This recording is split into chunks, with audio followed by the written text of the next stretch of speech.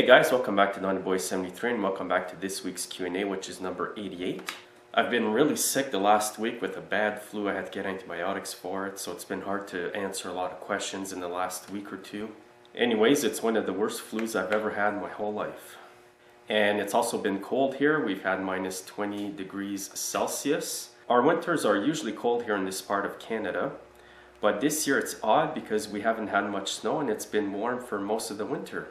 And if it's cold, it's only for a few days. Whereas most typical winters, it can be cold for a week or two straight without any let up.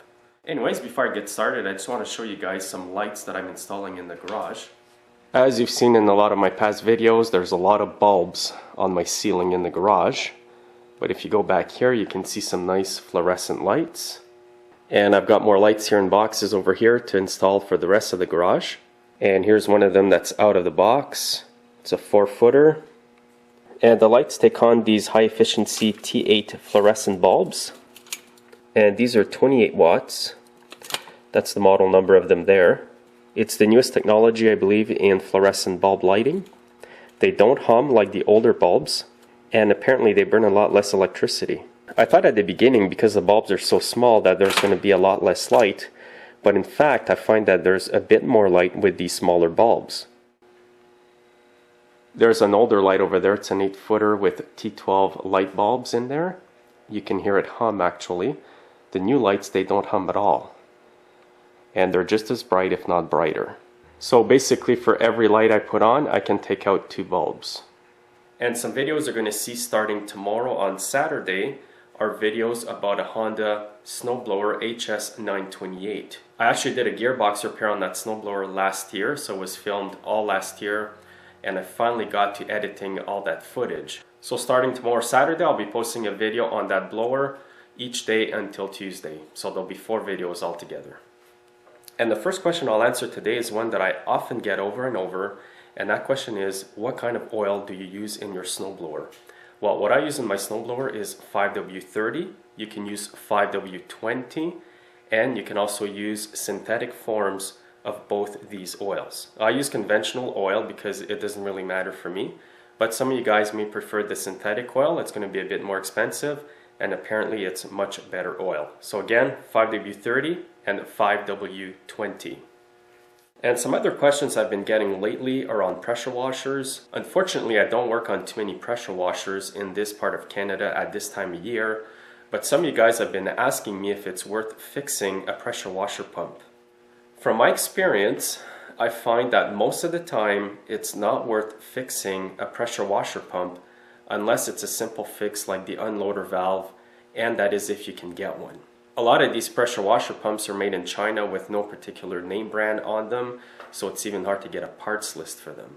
And sometimes I spent hours on a pump just to find out that at the end of the day it still didn't work right, wasted all that time on the pump, and then I ended up putting a brand new one on it anyways. And if you're a small engine mechanic, what you want to do is when you fix something, you don't want the customer to come back a month later and say it still doesn't work. So to prevent that problem, what I found out is that a lot of mechanics, including myself, if somebody comes with a pressure washer and the pump's defective, I just automatically put on a new pump. It saves me time.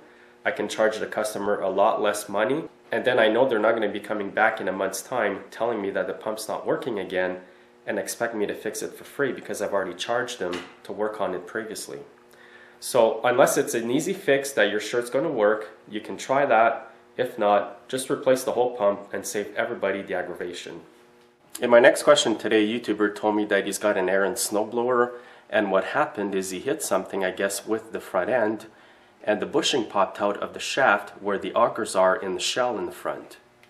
So he's wondering what's the easiest way to put it back in. Now this snowblower here is not an Aaron's, but the same principle is going to apply to what I'm going to tell you today. So apparently the bushing came out from where the shaft meets the shell over here. This must have popped out. Somehow the bushing got out, and now he's got the bushing in his hands, and he's wondering what's the easiest way to get it back in. Well, if you cannot pull this metal here far out enough without damaging it so that you can fit the bushing back on the shaft, then what you need to do is split the blower in half and take the whole auger and impeller system out of the snowblower so that you can insert it back in. I know it's a pain to take the whole front end apart like that, but if you don't do it like this, what's going to happen is if you pull the sides of the shell too much, it may stay permanently bent out, and when you put the whole system back in with the bushing, is that there might be a big space between the bushing and the shell again, and it may be prone to pop out again. So the best thing that I suggest to do is just separate the blower in half, pull everything out, and then insert the bushing back in. Some snowblowers like the Hondas, you do not need to split the blower in half to remove the whole auger system. They have a bolt down here you can take off, and then all you have to do is pull out the auger system. On these blowers though, because there's roll pins down over there that are stuck onto the impeller, you can't go in there with a hammer and get them off. So you have to take the whole thing apart to get it off. Another tip too is always make sure that your bushings are well greased at the end of your auger shaft. In my next question today, a YouTuber emailed me saying that he's got a gas leak on his chainsaw. Apparently he says it's not the fuel cap or the fuel lines or stuff like that. So he's wondering what else could be causing that. Well, if you have a chainsaw like this, where the fuel tank is molded into the handle, as you see on this chainsaw here, there's a seam here where the fuel tank is to the rest of the handle assembly. Well, sometimes what happens is fuel may leak where the seam is. You want to make sure that it's not leaking over here. If it is leaking, you may want to empty out the fuel and melt the plastic together with a hot iron or use some JB Weld. Be very careful doing this so you don't start a fire. You may also want to check the fuel lines that run into the fuel tank from inside over here, because if the grommets rotted or the fuel lines rotted, it will leak, especially if it's on its side. And before I would do all this, I would get a brand new fuel cap. Sometimes with the steel ones, the ones that you flip up and turn, they might leak oil or gas, and it may appear to be another problem. So if you have a seam in your fuel tank, make sure to check that for leaks, check the fuel lines, and double check that the fuel cap is okay. On some other chainsaws though, you're going to have a separate fuel tank inside the saw, like the MS-170 or MS-180 steel chainsaw. You may want to take it apart and make sure that the fuel tank is not cracked. In my last question today, a YouTuber asked me, when you adjust the valves on an engine, do you do it when the engine is hot or cold? Well, you do it when the engine is cold. The reason for that is because when an engine's hot, some of the metal parts expand, and if you check the gap with your feeler gauge when it's hot, you may not get a true reading.